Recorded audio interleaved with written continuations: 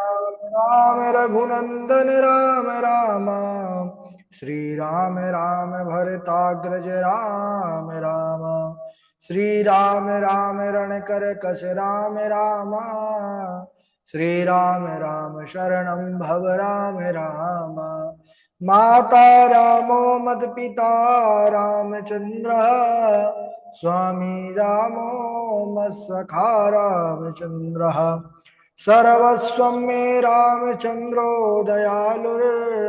नान्यं जाने नैव जाने न जाने।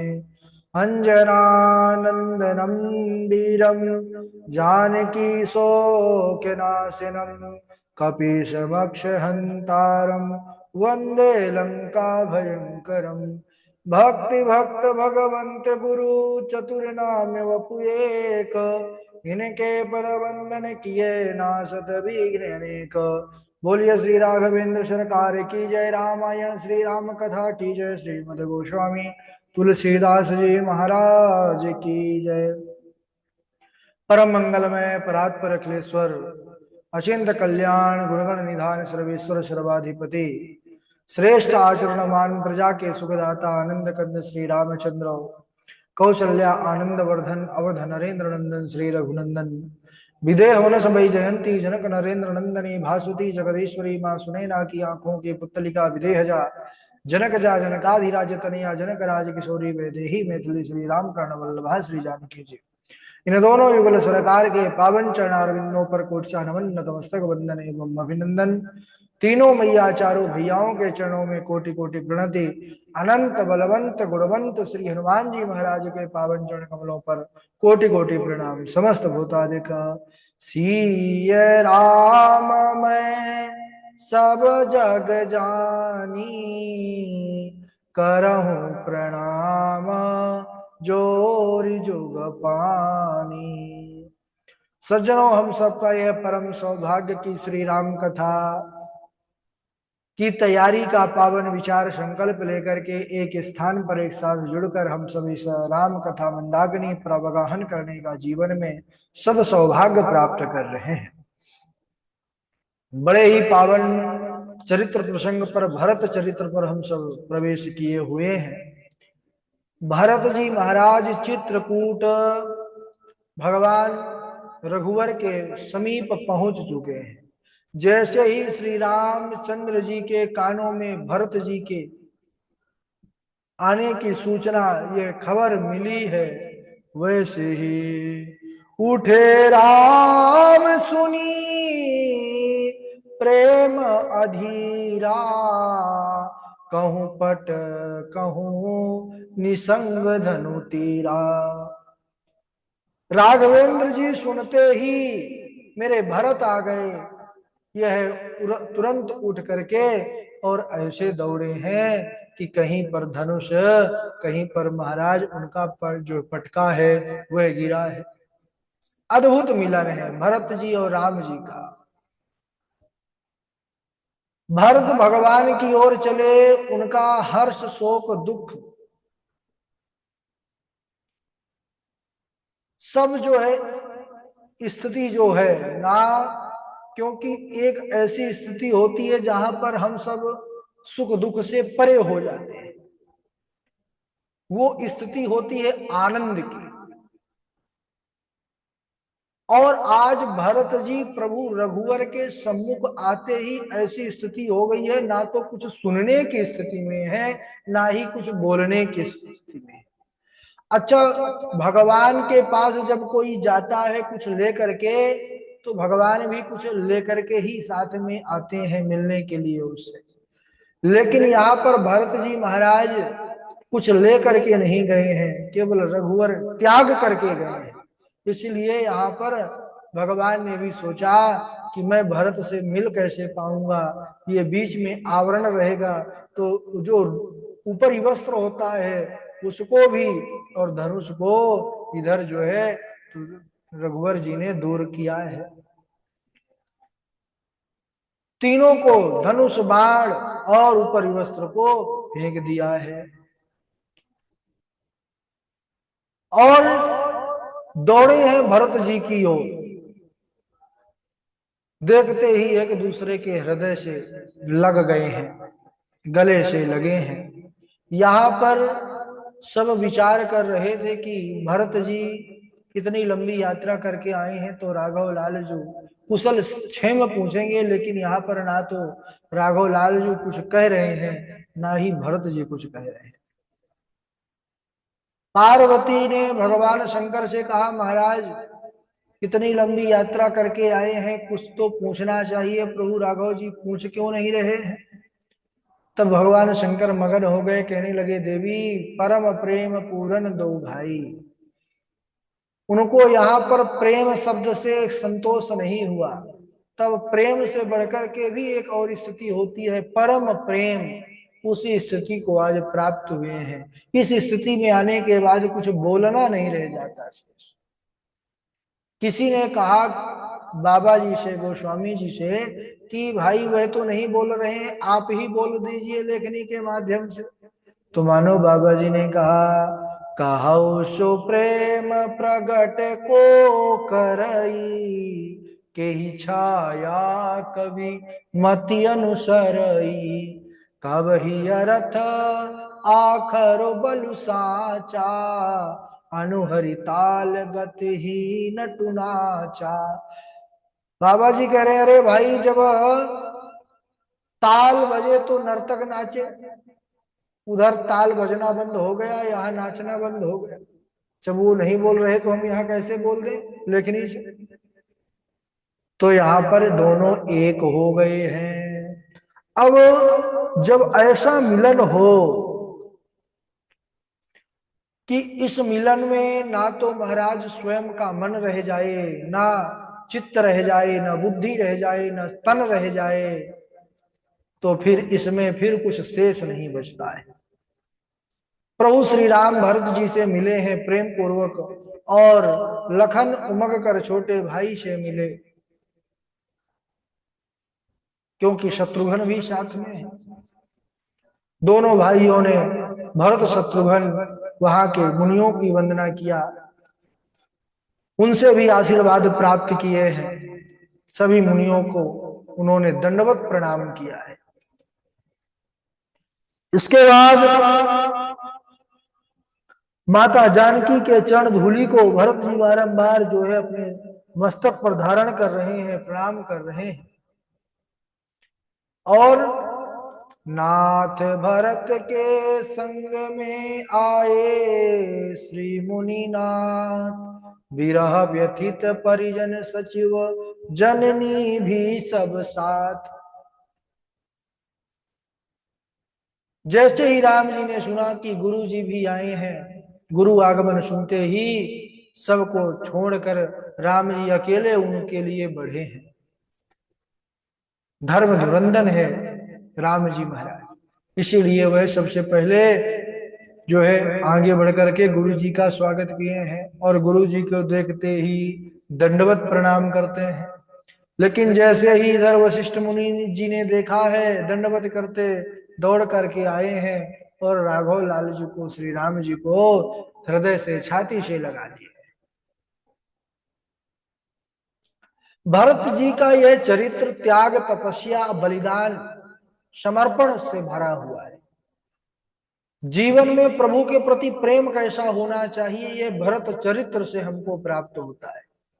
अगर भगवान के प्रति हमारी अपार श्रद्धा विश्वास हो तो निश्चित रूप से भगवान हमको प्राप्त हो जाए। एक बड़ी सुंदर कथा आती है कि कोई गांव पर रहने वाले दो व्यक्ति, एक बार इनका विचार बना कि चलो घर द्वार छोड़ो, कुछ नहीं रखा है, चलते हैं भगवान का भजन करेंगे वन में रह करके। दोनों महाराज वहां से चले तो गए, घर गृहस्थी से परेशान होकर के, क्षणिक वैराग्य था, और जाकर एक बरगद के वृक्ष के नीचे बैठ गया, एक पीपल के वृक्ष के नीचे बैठ गया। नारद जी दिखाई पड़े तो दोनों ने पूछा कि कहाँ जा रहे हैं। बोले हम जा रहे हैं प्रभु नारायण के पास। तो हमारा एक उनसे निवेदन कर दीजिएगा कि बता दीजिएगा कि इस गांव से आए हैं दो व्यक्ति, आपका भजन कर रहे हैं, वो दर्शन कब देंगे। बोले ठीक है। नारद जी गए, पूछे तो बताए। भगवान ने कहा कह देना जो बरगद के वृक्ष के नीचे बैठे हैं वो जितने बरगद में पत्ते हैं उतने वर्षों बाद में उसको दर्शन दूंगा, और जो पीपल के वृक्ष में नीचे बैठा है आसन लगा करके, उसको कह देना कि मैं जितने पीपल के वृक्ष में पत्ते हैं उतने वर्षों बाद में दर्शन दूंगा। अब इधर सबसे पहले जो बरगद के नीचे बैठे भक्त, उनको बताया नारद जी ने कि बोले हैं कि दर्शन तो दूंगा, लेकिन इतने वर्षों बाद जितने इसमें पत्ते हैं। तो उसका क्षणिक वैराग्य था महाराज। तुरंत बोरी बिस्तर उठाया, उसने कहा अरे इतने वर्षों में तो मेरे न जाने कितने जन्म हो जाएंगे, चलो लड़ाई झगड़ा घर में होता ही रहता है, चलो घर में बच्चे भी परेशान हो रहे होंगे। अब इधर जो पीपल के वृक्ष के नीचे बैठा था, वह तो भगवान के प्रति उसका सच्चा समर्पण था, उसका वैराग्य सुदृढ़ था। तो पूछा कि क्या हुआ नारद जी, भगवान ने कहा है कि दर्शन देंगे? नारद जी ने कहा कि हाँ, बोले हैं कि दर्शन देंगे, लेकिन जितने इस पीपल के वृक्ष में पत्ते हैं उतने वर्ष बाद देंगे। तब तो उस भक्त ने कहा भगवान सत्य नारायण है, सत्य ही बोलते हैं, अगर उन्होंने कहा है देंगे तो निश्चित दर्शन देंगे। उसने है सुना ही नहीं कि कितने वर्षों बाद देंगे, देने को बोले हैं तो देंगे ही, राम खबरिया लेंगे ही, देने को बोले हैं तो देंगे ही, राम खबरिया लेंगे ही। नाचने लगा भगवान का नाम ले लेकर के सज्जनों, इतना मगन हो गया, भगवान में ऐसी लगन लग गई कि भगवान लक्ष्मी नारायण वहीं पर प्रकट हो गए और उसी भक्त का हाथ पकड़ करके नाचने लगे। देवर्षि नारद ने कहा प्रभु आप भी बड़े झूठे हैं, अभी तो कह रहे थे इतने वर्षों बाद।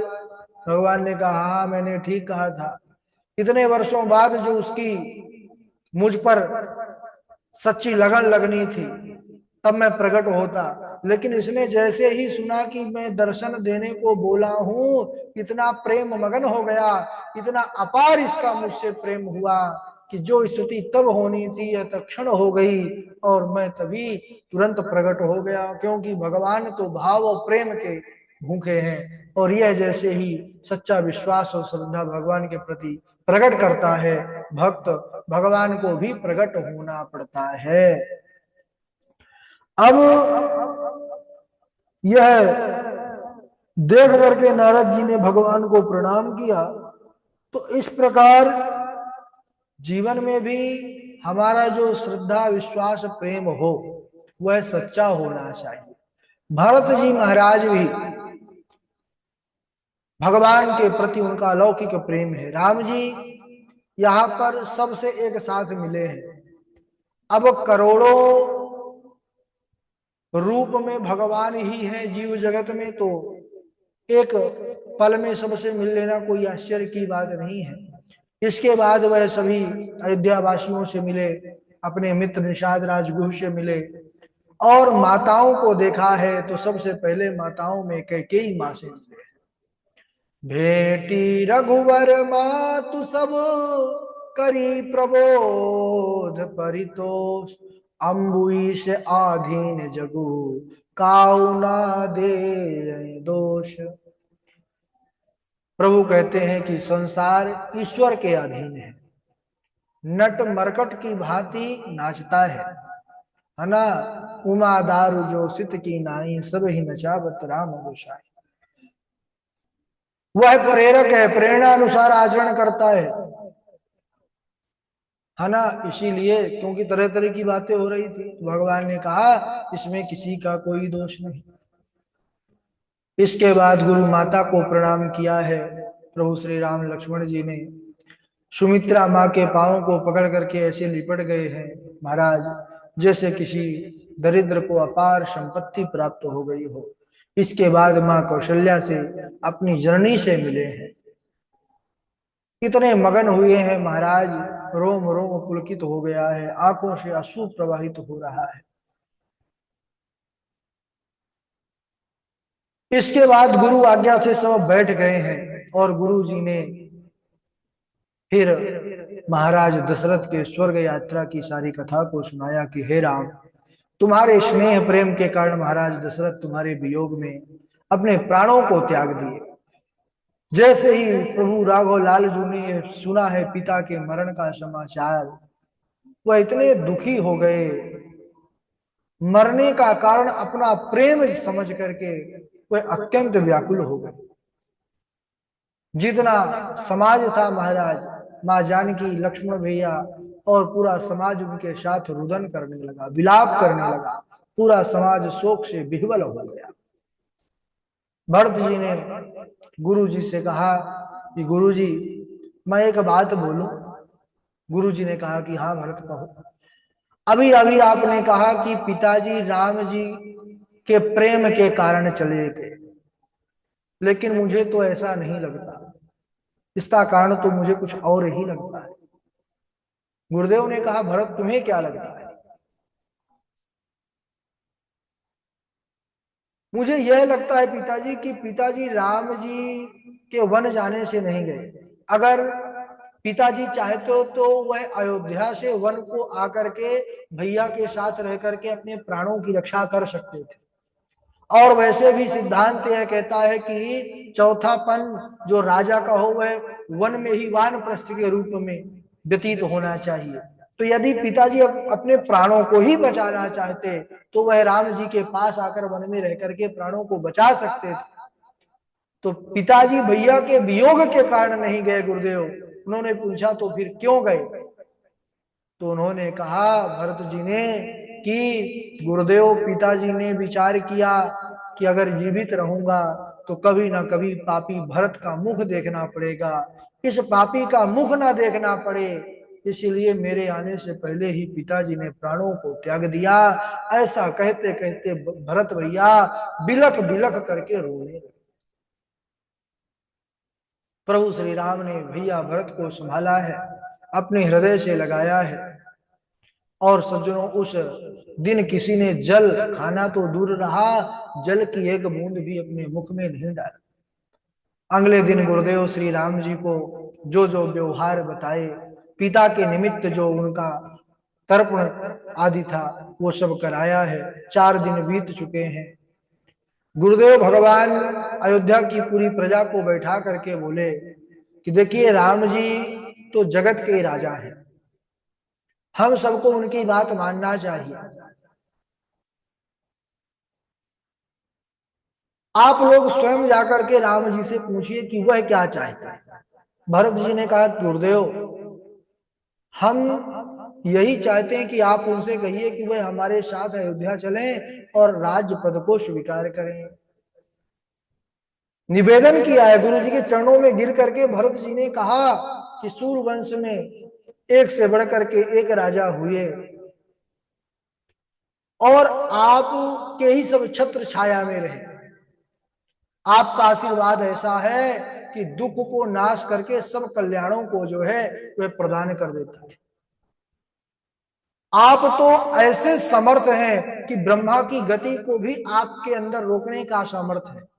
और उन्होंने बतलाया भी, महाराज दिलीप और सुदक्षिणा के विवाह में लोगों ने गांठ बंधन दृढ़ता से किया और पूछने पर कहा गया कि अगर यह ग्रंथि खुल गई तो खुलते इनकी मृत्यु लिखी है। यह सुनकर के आपने उनके मृत्यु का योग मिटा दिया और सतयुग के बाद नियम से द्वापर को आना चाहिए, पर त्रेता में सूर्य वंश का कुलगुरु आपको बनना था प्रभु राघव लालजू के निमित्त। इसलिए आपने द्वापर को छेंक दिया, द्वापर से पहले आपने त्रेता ही बुला दिया। तो आप हमारे कुल के लिए तो ब्रह्मा की गति को भी रोक दिए। अगर आप चाह लेंगे तो राम जी को लौटना पड़ेगा, फिर कोई बाधा नहीं है अगर आप चाहें। गुरु जी सुनते रहे।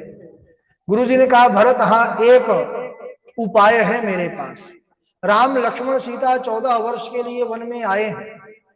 यदि आप राम लक्ष्मण की जगह पर भरत शत्रुघ्न दोनों भाई वन में रहो 14 वर्ष, तो फिर राम लक्ष्मण सीता को मैं अयोध्या लेकर के वापस चला जाऊंगा, लेकिन उनके बदले क्या आप दोनों वन में रह सकते हैं?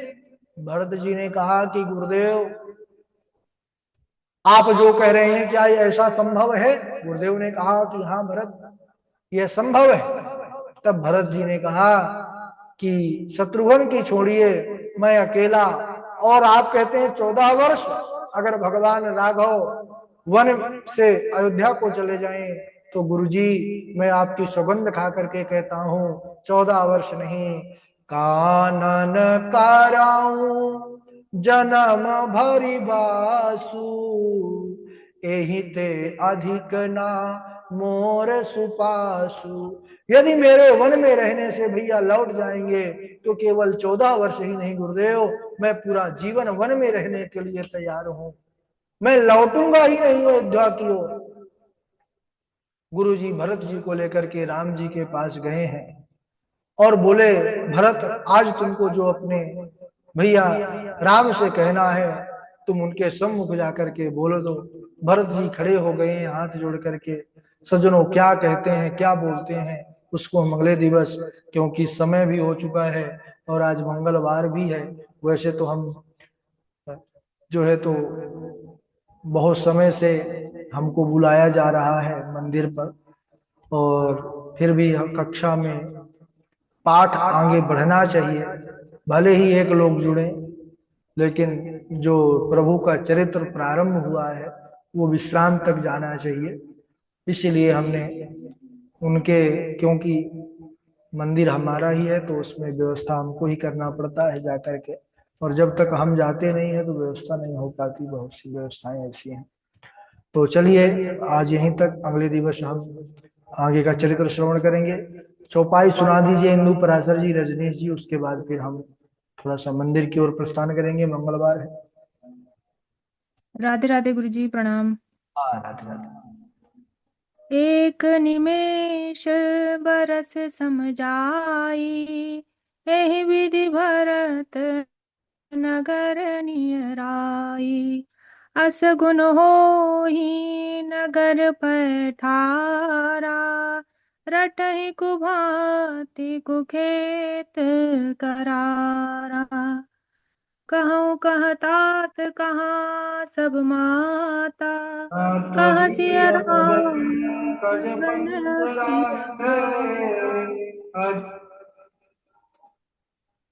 ठीक है। राधे राधे गुरु जी। राधे राधे रजनीश जी। गुरु जी राधे राधे। राधे राधे।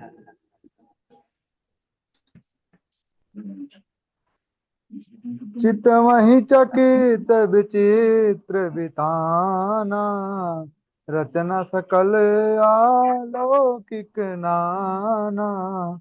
विधि भय अचरजु विषेखी, निज करनी कछु कतहु न देखी।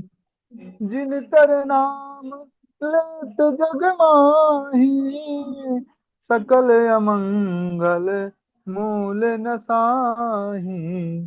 करतल होई पदारथ चारी, ते